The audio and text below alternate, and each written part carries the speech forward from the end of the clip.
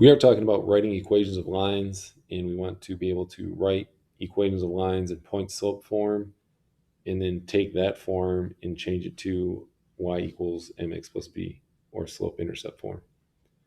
So the first thing is we're given the form of the equation, which is y minus y sub 1.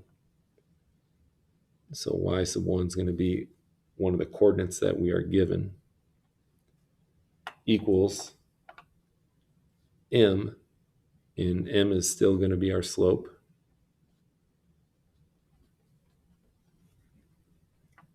times the quantity x minus x sub 1.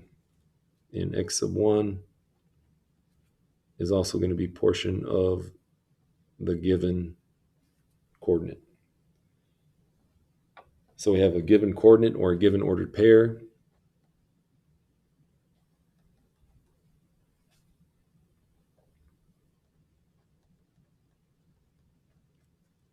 We have the slope, and then we have x and y, which are coordinates left as variables.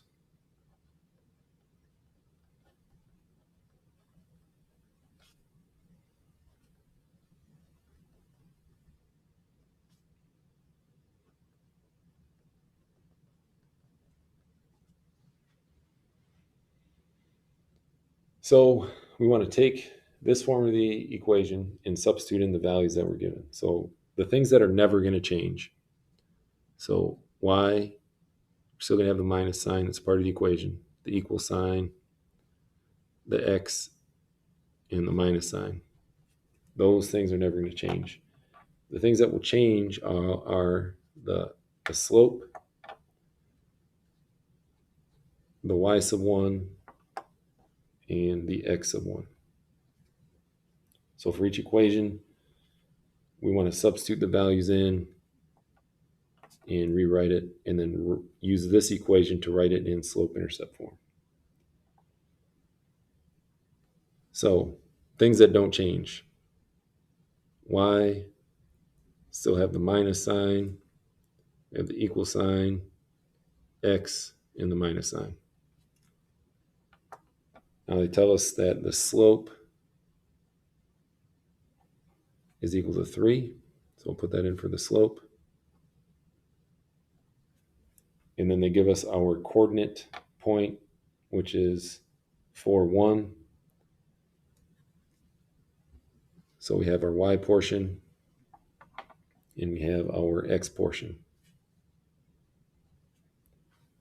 So this is the equation of line in point slope. Remember, the reason why it's called point slope is because we are given a point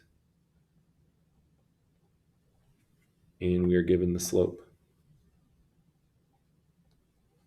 So that's why it's called point slope form.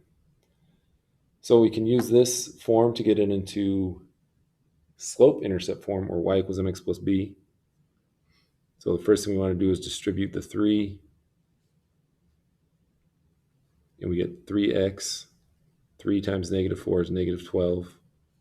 And on this side, we still have y minus 1. And then we want to get y by itself. So we add 1 to both sides of the equation. And then we get y equals 3x minus 11.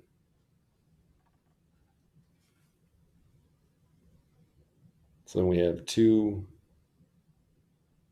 forms of the equation. We have the point slope up here, which is written or circled in the red or boxed in the red. And then we have slope intercept, which is in the black.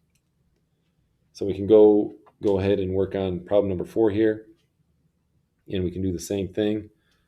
Again, I'm going to write down the things that aren't going to change. So y minus equals x minus. Those things are never going to change. And then in this case, they give us that the slope, or m, is equal to 1/2.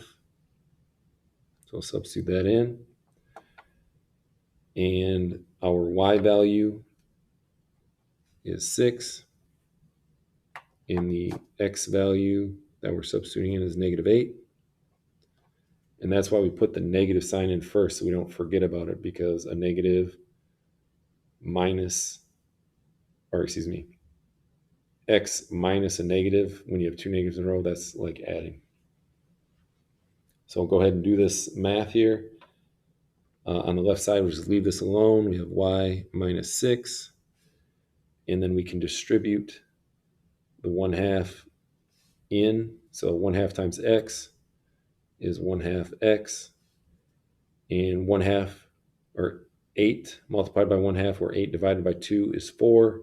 And remember, it's positive there, so plus 4. And then we can add 6 to both sides of the equation. And then we end up with y equals 1/2 x plus 10. So then we have the slope-intercept form right there. And then in red up here, we have the point-slope form.